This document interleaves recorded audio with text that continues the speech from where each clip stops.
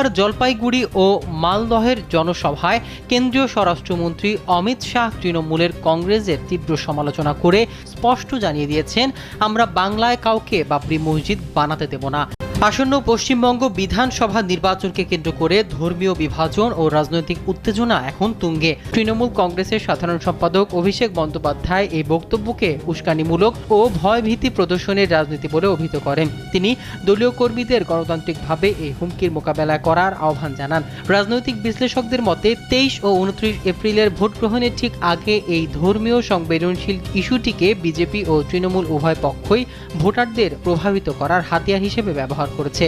4 মে নির্বাচনের ফলাফল ঘোষণার পরই নির্ধারিত হবে এই বিতর্কিত প্রকল্পের ভবিষ্যৎ এবং রাজ্যের রাজনৈতিক অভিমুখ। মূলত মুর্শিদাবাদের বেলডাঙ্গায় আমজনতা উন্নয়ন পার্টির প্রধান হুমায়ুন কবিরের প্রস্তাবিত একটি মসজিদ নির্মাণ প্রকল্পকে কেন্দ্র করে এই বিতর্কের সূত্রপাত ঘটে। গত বছর ডিসেম্বরে 86 কোটি টাকা ব্যয়ে 8 একর জমিতে এই মসজিদের ভিত্তিপ্রস্তর স্থাপন করা হয়।